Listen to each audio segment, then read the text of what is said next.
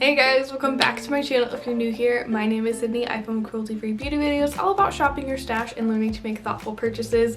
Today's video is going to be a little bit of a different video. Today, I'm going to be sharing with you guys what is on my Ulta loves list. So, or favorites list or whatever their like little wish list function in their app is.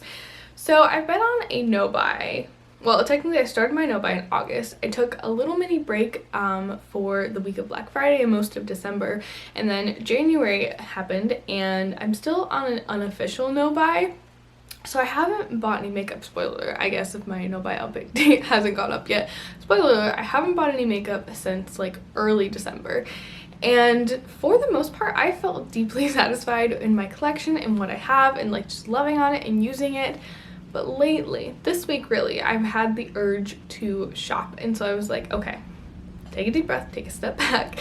And I was like, why don't we make like some fantasy carts or just like make some wish lists?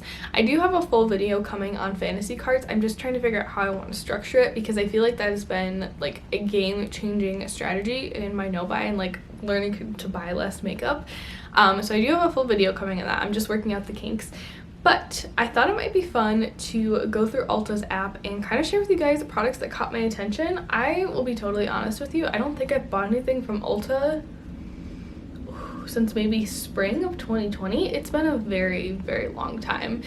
I just am not really interested in mainstream makeup right now. I say that as I'm about to share like a full wish list of you guys of mainstream makeup that's interesting me.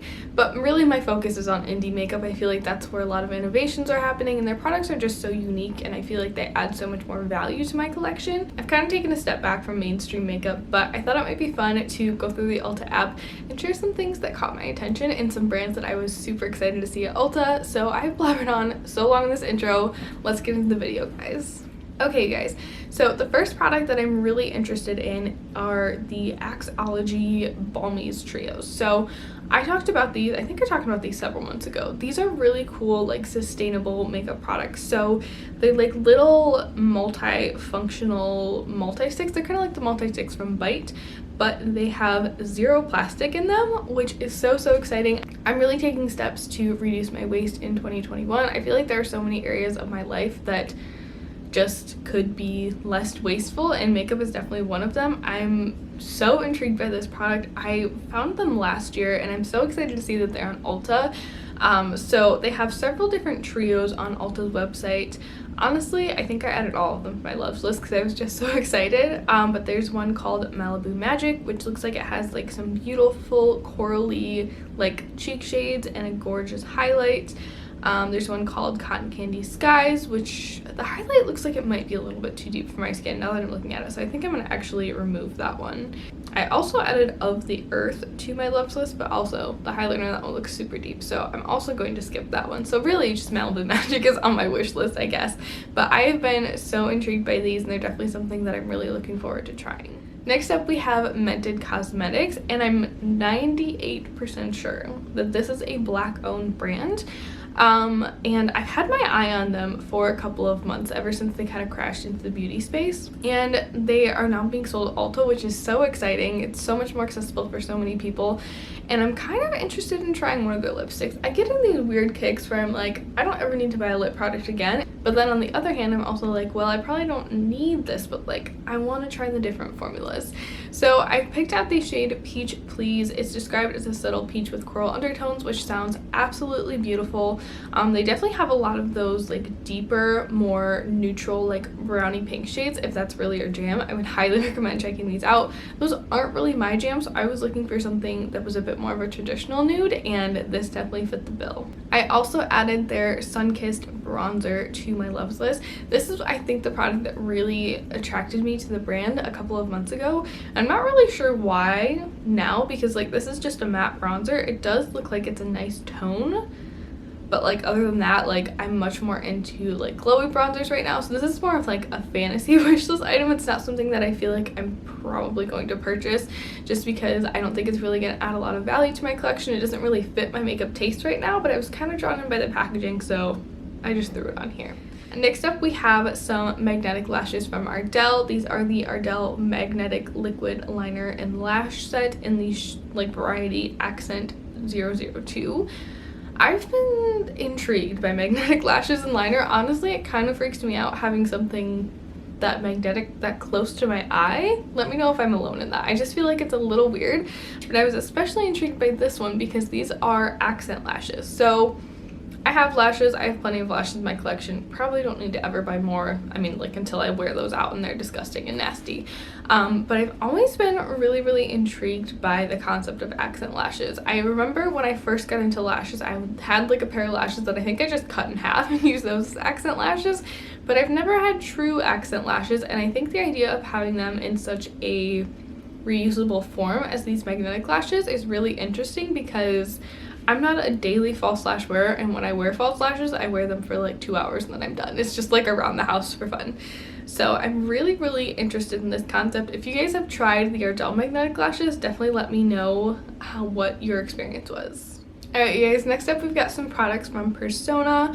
I'm really interested in their lip liner. I'm having like this weird like renaissance with lip liner right now. I've never been like a huge lip liner girl. Like I wear lip liner when I film, but in my everyday life, not really. But like I've been itching lately to kind of expand my lip liner collection a little bit, and I've said a couple times that I'm probably just gonna go with some super cheap options, but I also know that Persona is incredibly high quality and I've heard good things about these lip liners. So I added these shades Almond, Dusk, and Rosewood to my loves list. I feel like those would really kind of fill out my lip liner wardrobe. I think if I do purchase any of them, I'm probably most likely going to purchase Dusk or Rosewood. I feel like I just need like a good neutral nudie lip liner. I have like a mauve lip liner, but that's like the closest I get to nudie neutral, so really interested in those. I am so excited about the EcoTools Bio Blender. I threw the duo on my loves list or my favorites list from Ulta. As I said, I'm on a journey to reduce the waste that's coming out of my household, and I love makeup sponges, but there's always been something that I feel like a little guilty about loving so much because they are a disposable product. You know, I try to hang on to mine for probably a disgustingly long time, but eventually they do get thrown away because they just don't have the longevity like a brush has. And I've tried so hard to love using a brush to apply my foundation and my concealer, but I just hate it. I can't get down with it. I don't like it. So for EcoTools to come out with a product like this is so incredibly exciting. These are supposed to be 100% biodegradable. They're made with 5 earth-friendly ingredients. So freaking excited to try these. I do have a couple of sponges left in my like backup drawer, so I'm gonna go through those, and then I'm so excited to try these and cut that area of waste out of my life. Okay guys, the next item that I added is the e.l.f. Holy Hydration Makeup Melting Cleansing Balm. I have been fascinated by the idea of a cleansing balm for so long, but I've never tried one, honestly, because a lot of the ones that are really easily accessible to me are a little bit higher in price point, and some of the more affordable ones you just have to order them online, and I feel like most of the time from the retailers that I could order them from, I'd just be like ordering that one product and that would be it. But e.l.f. has one. And actually, let me check and see if this is at my store. Okay, so it is. It's even like in my Ulta store, so I could just run in and just grab this. I feel like this would be really great for those like super heavy makeup days. Like when I wear just like even just this much makeup, I usually just take a makeup eraser to gently wipe it off. I don't really have a crazy waterproof mascara right now that's super hard to remove, so I don't have to like really scrub at my eyes. I kind of just hold the wet makeup eraser on my eye for like 10 to 20 seconds and then it comes off really easily. But for when I have like some super intense makeup on, I'd really love to try a makeup melting balm. The next product that I added to my favorites list is the CoverGirl Lash Blast Amplifying Eyelash Primer. I am having a moment right now. Actually, the mascara I'm using kind of prompted this. Where is it? Okay, so it's the Flower Beauty Lash Warrior Mascara. This gives me a really great volume. I really like how it defines my lashes, but I kind of want some more length. And I feel like, I could probably just buy a lengthening mascara and pair it with this one and it would be fine. But I've wanted to try this product for quite a long time, and I kind of just feel like now's the time to do it. I don't know, I have a love-hate relationship with eyelash primers. Mascara primers. They call it an eyelash primer. Usually I call it a mascara primer. I love the idea of a mascara primer, but I don't always have the patience to like do it. But this one's affordable enough. It's only 10 bucks that I'm kind of tempted to give them another whirl. You guys, I have a high-end foundation on my favorites list right now. I usually don't even bother with high-end foundations because there are so many great ones available at the drugstore, and honestly I'm just kind of cheap when it comes to my foundation that I just don't feel the need to spend that much. But I will say that I have been really interested in the Urban Decay Hydromaniac Glowy Tinted Hydrator Foundation. I'm kind of interested to see it. Maybe I need to do some Googling / YouTube searching of how it compares to the e.l.f. CC Camo Cream.